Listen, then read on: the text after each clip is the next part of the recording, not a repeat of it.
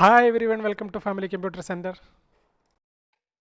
The next method we are going to see is finding the total with a short key. We are going to use a shortcut to find the total. We use this in two ways. One is I need the total in F2. I need the total of C2, D2 and E2. So I highlighted the three cells. Then I press ALT key and equal key on the keyboard together, Alt equal. So I got the total in the F2, that is 140. Another way to use the shortcut is without selecting the cells, we click in the F2. I'm not selecting the cells, I'm clicking in F2 where I need my total. Then I press the Alt equals. But in this case, after pressing Alt equal, we need to press one Enter key also. So we got the total in the F2, that is 140.